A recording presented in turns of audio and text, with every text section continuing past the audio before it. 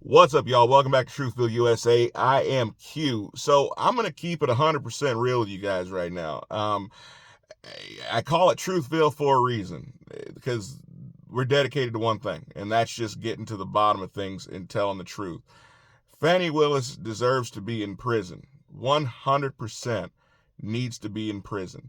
Now, there was some bombshell information that's come out over the last 24 hours, and I had to get it to you guys because, once again, you're not going to hear it in the mainstream media. Why is that, do you suppose?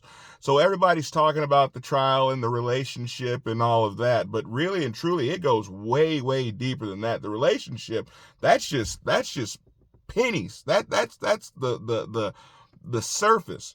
This thing goes way deeper than that. So we find out through a lady by the name, a prosecutor out of Cobb County, Georgia, by the name of Cindy Yeager, that she heard a conversation between Bradley, who was the attorney for Mr. Wade, that she heard a conversation between him, and Fani Willis, telling him to keep his mouth shut about her, Fani Willis, and about Wade and their relationship. She said, and I quote, "They are coming for us." Okay? End quote. So she is tampering with a witness, something that any of us would go to prison for, which is a felony. Now, the other part of this is that she knew that there was something coming down the line, and she started covering up her tracks. She didn't cover up enough of them, but she covered up some of her tracks.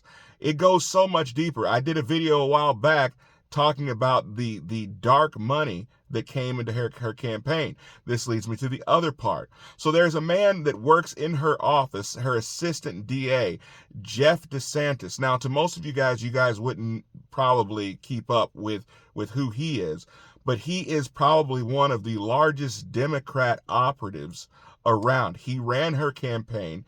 He helped her raise over $4 million for her campaign.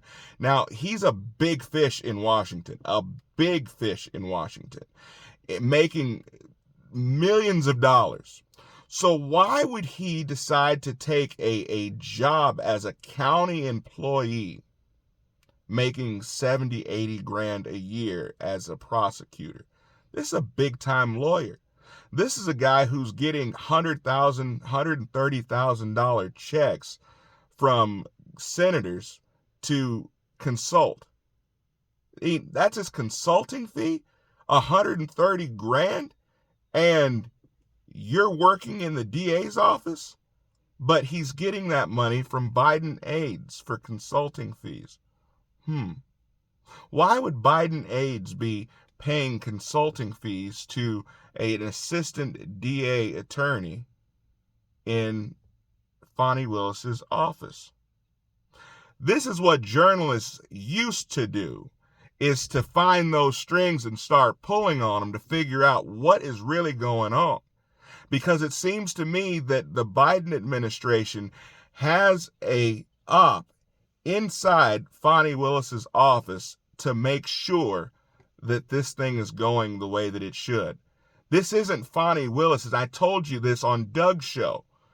This is not Fani Willis's idea. She's not nearly intelligent enough to come up with this plan herself. This plan, I believe, to go after Trump out of her office came directly from the big guy. Directly from the big guy. This is coming from that regime. This has nothing to do with Fani Willis. Now, she needs to pay because she willingly went along with this thing, but Fani Willis is not nearly bright enough to come up with this plan herself. And people need to start asking questions about this Jeff DeSantis, but we also need to hear more from Cindy Yeager because she has firsthand knowledge that a witness was tampered with. Anybody wonder why Bradley comes into the office after giving all this testimony and he all of a sudden can't remember anything? Oh, I can't. That, to my recollection, I don't remember that. You wrote these statements down and now you can't remember? Yeah, something's real fishy. Comment below. Let me know what you guys think about this. Make sure you guys like, share, and subscribe. I'll see you guys next time. Be blessed.